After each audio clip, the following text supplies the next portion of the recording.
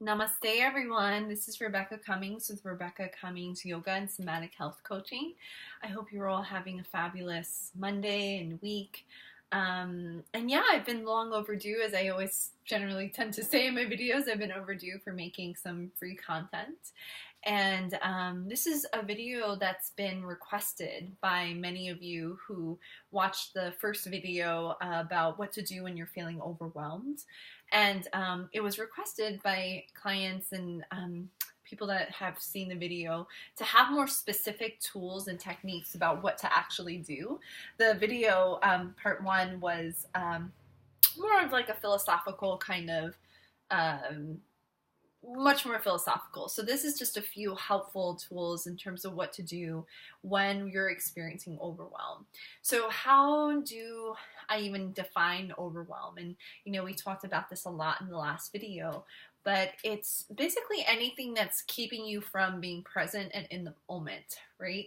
So I just had this experience, right, where last week I had finals, and yesterday, Sundays, like one of the things I do for my own self-care is I have one unplugging day a week, and I do that on Sunday. So on Sunday, I don't check my email, I don't go on social media, unless I really have to, like if I have to give an assignment or something like that, but that's rarely ever the case. And I set up my life that way so I have that time off for myself. And it was the day after finals, and that Saturday, I was already thinking about how can I not do my class the next week for, because coming Monday, I have classes all over again. And I was ready like, oh, I need 6 weeks off. Maybe I won't do this course in this class. And I was able to catch myself and pause and say, hey, you just came out of this intense experience of doing your final. Like, just take a step back, pause, halt. And the Holts is that famous acronym, right? Am I hungry? Am I angry? Am I lonely? Am I tired? And then once you're feeling rested, once you've done some self-care, then come back to the decision, right? So I was already, like, my mind was racing into like, what are the next 6 weeks gonna be, and how am I gonna handle that? And then I was able to get it back, like bring myself back and get some rest. I went for a long walk. I did some yoga. I watched a really hilarious movie that night. And then the next day I was able to say, okay, like I feel like I'm ready to keep going with this. And so just wanted to share some of the more specific tools to do when you're in an experience of overwhelm. And I'm someone who's suffered with anxiety for most of my life, so this is something that I'm very familiar with, and something that somatic experiencing, the approach I've been studying for the last few years, really I think is incredibly helpful with. So we describe when we're in a state of overwhelm is the practice of what's called resourcing. So resourcing is anything that helps you to feel more like yourself again. And so I just wrote a few notes here. And actually, I wrote this entry many weeks ago because I've had it on my mind to make this video, like a part 2 video. And so now I'm actually sharing this. So some of them are going to be a little bit more obvious, a little bit more somewhat cliche in a way, but some of them may not be so obvious. So I just would love to hear from you and your feedback about this list and tell me how it goes. So the first one is, I actually wrote, tell the truth. So when we're feeling overwhelmed, and I think I've noticed this more, I don't know, I mean, it depends. I was going to say there's more gender specifications with this, but really it depends on the person. But when we're in a feeling of overwhelm, because we have such overdeveloped prefrontal cortexes, it's really common to just kind of override it and just say, I'm fine, I'm okay. And actually, this is really indicative also of this pattern of suppressing what we're actually going through is actually makes us more susceptible to disorders like PTSD. Because we never really give our bodies and our minds a time to process what has happened to us. And so telling the truth is really about finding people in your life or it can actually just be journaling. It may not even be interaction with another person, although I do recommend that, to have more of that interpersonal connection with someone when you're feeling overwhelmed, and preferably someone who's not trying to necessarily save or rescue you, but just, is willing to listen. And if you don't feel like you have that, then journaling is a great way to just start to write out. And if you're more introverted in nature, journaling can also be a really helpful way to just start writing out, like, okay, what is the truth right now? And the truth is, like, I feel like crap about this, and I feel very uncomfortable that my boss asked me to do that, and I acted like it was okay. And I like to call it, and we'll go into this a little bit further if you're doing the journaling part, is non-censoring journaling. So journaling and writing where you don't worry about your grammar, you don't worry about, not using certain words or anything like that, but just let yourself write it all out. Whatever you're thinking, whatever you're feeling, just get it all out on paper. And sometimes you can even be helpful to time it, like say, okay, I'm going to write just for 20, 30 minutes. I'm just going to like let myself write. And it can be really revealing what comes out of that. So the other thing I wrote is, uncensored writing and journaling. That first one just led right into the second. The third way that I wrote is healthy distraction.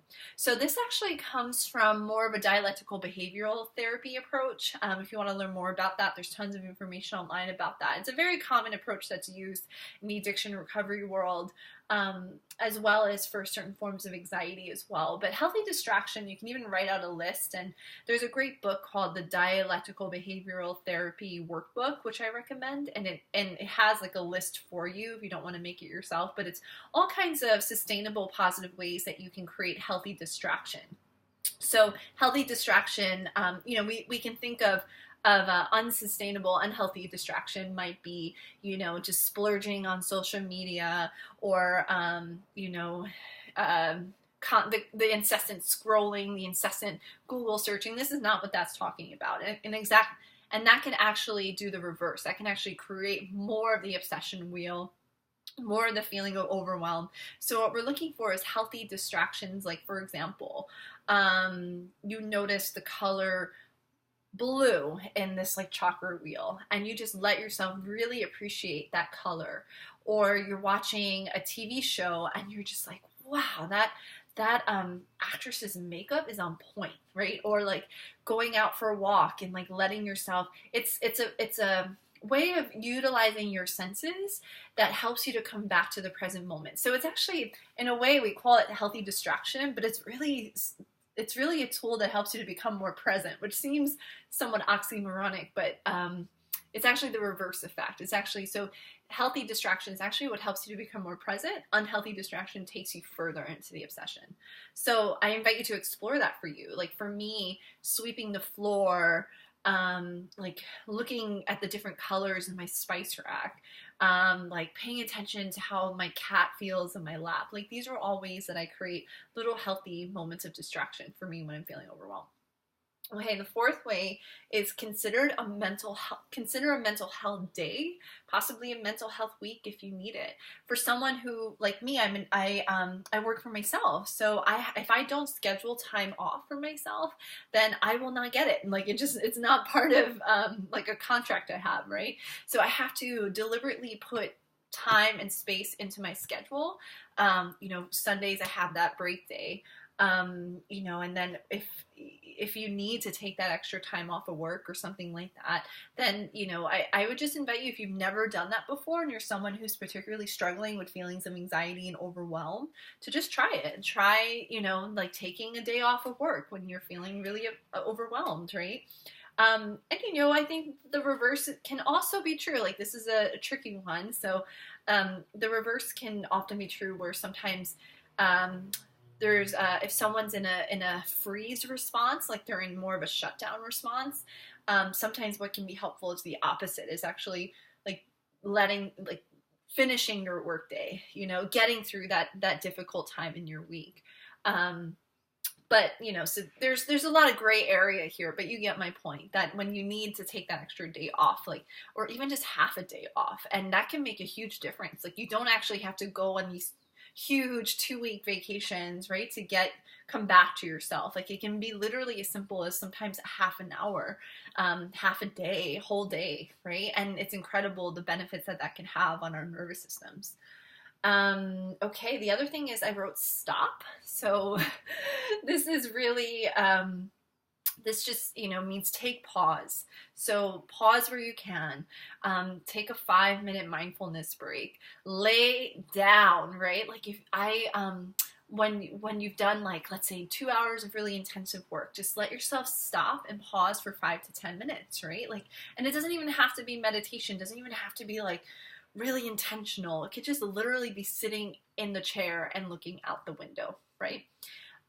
So the next one is the complete opposite. So it's move your body, like go out in nature, yoga, martial arts can also be really helpful to help us with moving aggression through the body, right? So sometimes with overwhelm, and I have noticed more with women than I have with men. Women tend to struggle more with a thwarted fight response, right? With processing anger. And so women tend to be drawn more towards, it's socially acceptable more to experience sadness, when really underneath that there can be a lot of anger and a lot of charge. So sometimes doing movements where you get to like do push hands is a really common thing. In somatic experiencing, we work with sound a lot. So working with the sound of vu, which I can explain more in a later video, pushing towards the wall or to a yoga ball, something like that, or even some forms of martial arts, kickboxing, things like that. But it can also just be as simple as like, I need to go for just a 10-minute walk around the block, right? So it doesn't have to be fancy schmancy, but really starting to work with and learning how to best support your body. Yeah. So the next thing is put intentional free space into your schedule. And that just means that one rule of thumb, for example, that I have is when I'm booking clients or I'm booking time in my day or appointments that I have to make, I always give myself a window of time before I have to be to the next appointment.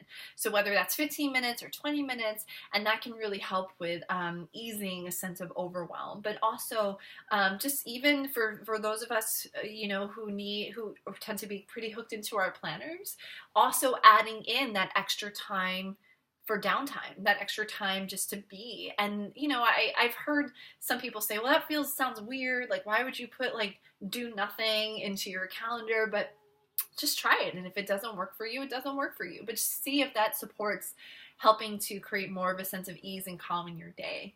And then I also wrote number 8 is self-contact. So I'm looking at the time, so we don't have so much time here, but self-contact can be, so one of my go-tos is one hand to my heart, one hand to my belly. And I'll just breathe here into my hands. And if I notice that the hand on my heart is rising first, then I'll start to take a deeper breath. Yeah. Another one that I really love is one hand to the forehead and then one hand to the base of the skull, kind of right where your neck and your hairline meet. And you can close your eyes or keep your gaze open. And what this helps to do is it helps to bring a sense of calm to the central nervous system. I even like to envision like the breath is literally moving through the space of the hands. Yeah. And this helps to soothe the prefrontal cortex. And then the base of the skull is where a lot of different, where there's a lot of openness and movement within the vagus nerve. So that's also a whole nother video as well, but it's a really key place to help bring a sense of centering and presence to the mind and the body again. And then the last one I wrote was turning to a higher power or spiritual support.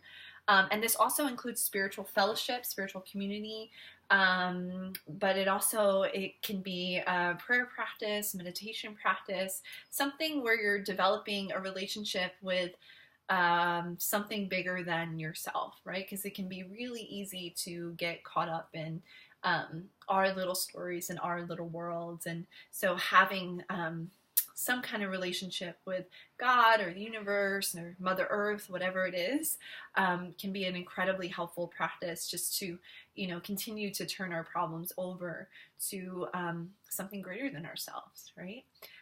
So I hope you found this video helpful. These are definitely some of the key ones I do in my own life, and I've seen work a ton with my clients. If you like this video, please like, comment, share, subscribe to my channel, and until next time, bowing to the amazing awesomeness within each of you, and namaste.